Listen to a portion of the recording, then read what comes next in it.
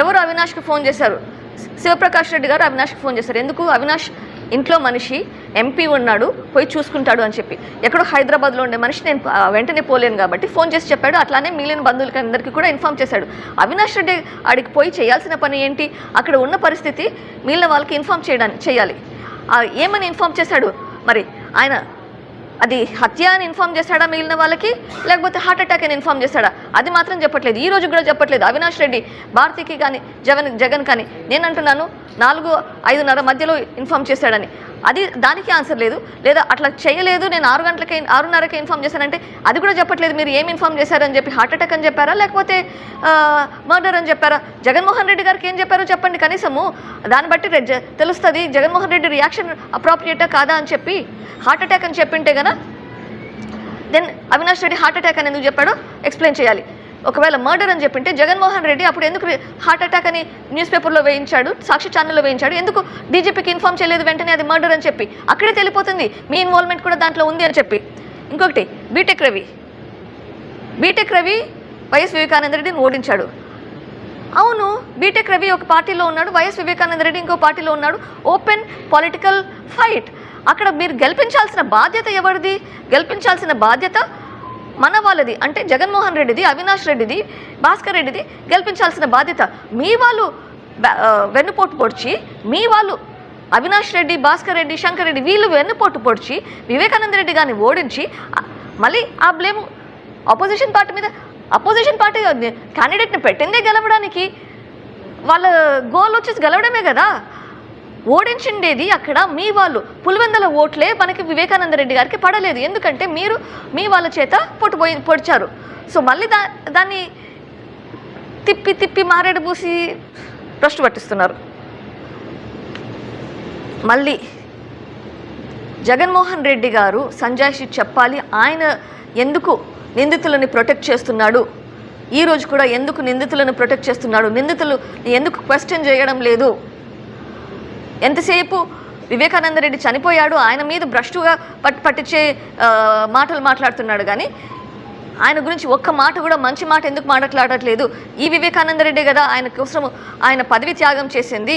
ఈ వివేకానంద రెడ్డి కదా ఆయనను ఓడించినా కానీ, మీ వాళ్ళు ఓడించినా కానీ నీ గెలుపు కోసం కష్టపడి పనిచేస్తున్నది. మరి అంతటి మనిషిని ఒక మనిషిలాగా గుర్తించాలా? చెప్పాలి. మొదటిగా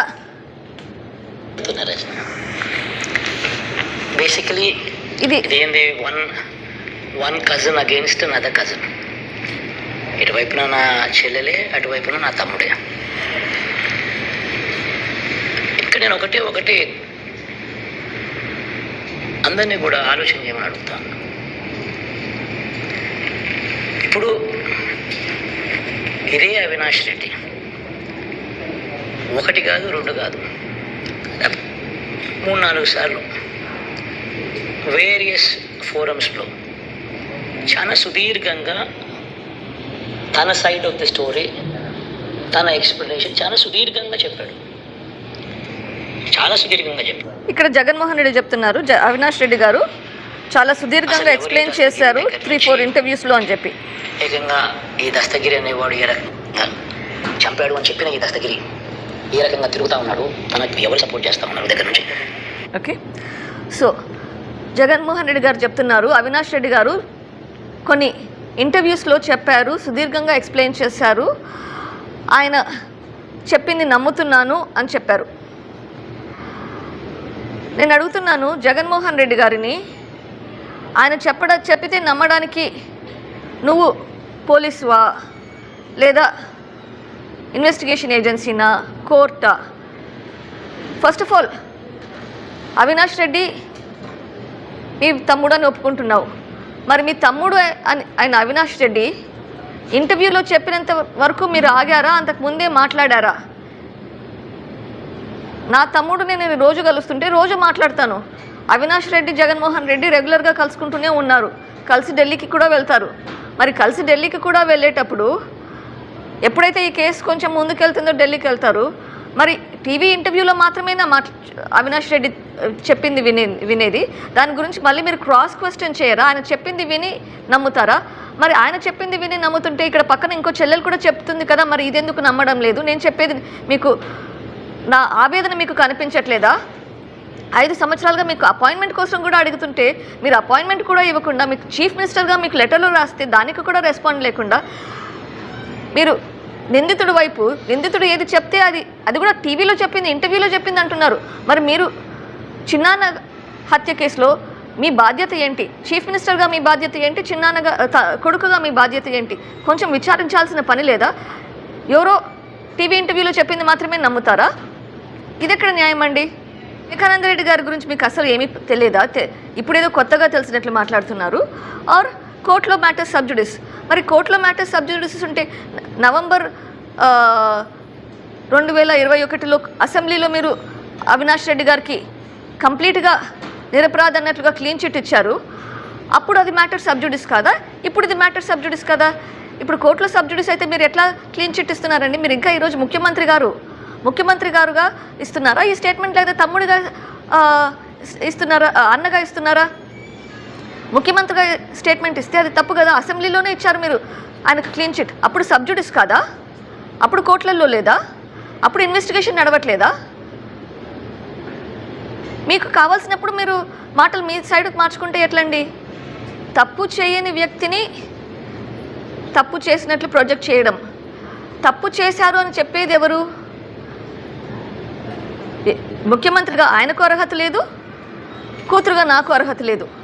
కానీ సిబిఐ చెప్తుంది. నేను చెప్పే మాటలు కూడా సిబిఐ చెప్పే మాటలే చెప్తున్నాను, నా సొంత మాటలు కాదు.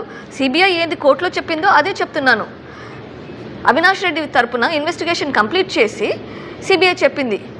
సో ఇప్పుడు మీరు చెప్పేది నిందితుల వైపు ఒత్తాసు పలుకుతున్నారు. సిబిఐ చెప్తున్న మాటలు, సిబిఐ అన్నది ఒక నేషనల్ ఇన్వెస్టిగేటివ్ ఏజెన్సీ. అంత పెద్ద ఇన్వెస్టిగేషన్ ఏజెన్సీ కంటే మీరు ఇంకా పెద్ద ఇన్వెస్టిగేటరా? విషయం కాదు. చెల్లెలు న్యాయం వైపు ఉన్నారు, చెల్లెలు న్యాయ పోరాటం చేస్తున్నారు. మీరు ఉండాల్సింది చెల్లెల వైపు కాదు, న్యాయం వైపు. ఇక్కడ న్యాయం జరగాల్సింది వైఎస్ వివేకానంద రెడ్డి అన్న మర్డర్ కేసులో. ఈ మర్డర్ కేసులో ఇది పర్సనల్ విషయం కాదండి, ఇది లా అండ్ ఆర్డర్ ఇష్యూ. ఇది ఒక మనిషి చనిపోతే ఆ మనిషి చనిపోయినాక ఆ ఇన్వెస్టిగేషన్ జరగడం లేదు, అబ్స్ట్రక్షన్ ఆఫ్ జస్టిస్ జరుగుతుంది. It's law and order issue, it's major significant problem, it's a crime. Abstraction of justice అనేది క్రైమ్. అది పట్టించుకోవట్లేదు. ఇంకా మీరు క్రిమినల్గా బిహేవ్ చేస్తున్నారు ఇక్కడ. అబ్స్ట్రక్షన్ ఆఫ్ జస్టిస్ అంటే మీరు దీంట్లో క్రిమినల్గా బిహేవ్ చేస్తున్నారు. ఆలోచించండి. ఎవరు అవినాష్కి ఫోన్ చేశారు? శివప్రకాష్ రెడ్డి గారు అవినాష్కి ఫోన్ చేశారు. ఎందుకు? అవినాష్ ఇంట్లో మనిషి, ఎంపీ ఉన్నాడు, పోయి చూసుకుంటాడు అని చెప్పి. ఎక్కడో హైదరాబాద్లో ఉండే మనిషి నేను వెంటనే పోలేను కాబట్టి ఫోన్ చేసి చెప్పాడు. అట్లానే మిగిలిన బంధువులకి అందరికీ కూడా ఇన్ఫామ్ చేశాడు. అవినాష్ రెడ్డి ఆడికి పోయి చేయాల్సిన పని ఏంటి? అక్కడ ఉన్న పరిస్థితి మిగిలిన వాళ్ళకి ఇన్ఫామ్ చేయాలి. ఏమని ఇన్ఫామ్ చేశాడు? మరి ఆయన అది హత్య అని ఇన్ఫామ్ చేశాడా మిగిలిన వాళ్ళకి, లేకపోతే హార్ట్ అటాక్ అని ఇన్ఫామ్ చేశాడా? అది మాత్రం చెప్పట్లేదు. ఈ రోజు కూడా చెప్పట్లేదు. అవినాష్ రెడ్డి భారతికి కానీ జగన్ కానీ నేను అంటున్నాను 4-5:30 మధ్యలో ఇన్ఫామ్ చేశాడని. దానికి ఆన్సర్ లేదు. లేదా అట్లా చేయలేదు, నేను 6:30కి ఇన్ఫామ్ చేశానంటే అది కూడా చెప్పట్లేదు. మీరు ఏం ఇన్ఫామ్ చేశారని చెప్పి, హార్ట్ అటాక్ అని చెప్పారా, లేకపోతే మర్డర్ అని చెప్పారా? జగన్మోహన్ రెడ్డి గారికి ఏం చెప్పారో చెప్పండి కనీసము. దాన్ని బట్టి తెలుస్తుంది జగన్మోహన్ రెడ్డి రియాక్షన్ అప్రాప్రియేటా కాదా అని చెప్పి. హార్ట్ అటాక్ అని చెప్పింటే కదా then Avinash Reddy heart attack అని ఎందుకు చెప్పాడో ఎక్స్ప్లెయిన్ చేయాలి. ఒకవేళ మర్డర్ అని చెప్పింటే జగన్మోహన్ రెడ్డి అప్పుడు ఎందుకు హార్ట్ అటాక్ అని న్యూస్ పేపర్లో వేయించాడు, సాక్షి ఛానల్లో వేయించాడు? ఎందుకు డీజీపీకి ఇన్ఫామ్ చేయలేదు వెంటనే అది మర్డర్ అని చెప్పి? అక్కడే తెలిపోతుంది మీ ఇన్వాల్వ్మెంట్ కూడా దాంట్లో ఉంది అని చెప్పి. ఇంకొకటి, బీటెక్ రవి వైఎస్ వివేకానంద రెడ్డిని ఓడించాడు. అవును, బీటెక్ రవి ఒక పార్టీలో ఉన్నాడు, వైఎస్ వివేకానంద రెడ్డి ఇంకో పార్టీలో ఉన్నాడు. Open political fight. అక్కడ మీరు గెలిపించాల్సిన బాధ్యత ఎవరిది? గెలిపించాల్సిన బాధ్యత మన వాళ్ళది. అంటే జగన్మోహన్ రెడ్డిది, అవినాష్ రెడ్డిది, భాస్కర్ రెడ్డిది గెలిపించాల్సిన బాధ్యత. మీ వాళ్ళు వెన్నుపోటు పొడిచి, మీ వాళ్ళు అవినాష్ రెడ్డి, భాస్కర్ రెడ్డి, శంకర్ రెడ్డి వీళ్ళు వెన్నుపోటు పొడిచి వివేకానంద రెడ్డి గారిని ఓడించి మళ్ళీ ఆ బ్లేమ్ అపోజిషన్ పార్టీ క్యాండిడేట్ని పెట్టిందే గెలవడానికి. వాళ్ళ గోల్ వచ్చేసి గెలవడమే కదా. ఓడించిండేది అక్కడ మీ వాళ్ళు. పులివెందుల ఓట్లే మనకి వివేకానంద రెడ్డి గారికి పడలేదు. ఎందుకంటే మీరు మీ వాళ్ళ చేత పొడిచారు.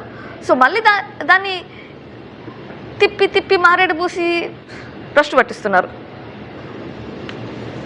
మళ్ళీ జగన్మోహన్ రెడ్డి గారు సంజాయిషి చెప్పాలి. ఆయన ఎందుకు నిందితులని ప్రొటెక్ట్ చేస్తున్నాడు, ఈ రోజు కూడా ఎందుకు నిందితులను ప్రొటెక్ట్ చేస్తున్నాడు, నిందితులు ఎందుకు క్వశ్చన్ చేయడం లేదు. ఎంతసేపు వివేకానంద రెడ్డి చనిపోయాడు, ఆయన మీద భ్రష్టుగా పట్టించే మాటలు మాట్లాడుతున్నాడు కానీ ఆయన గురించి ఒక్క మాట కూడా మంచి మాట ఎందుకు మాట్లాడట్లేదు.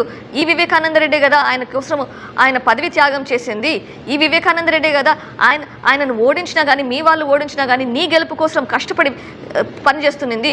మరి అంతటి మనిషిని ఒక మనిషిలాగా గుర్తించాలా?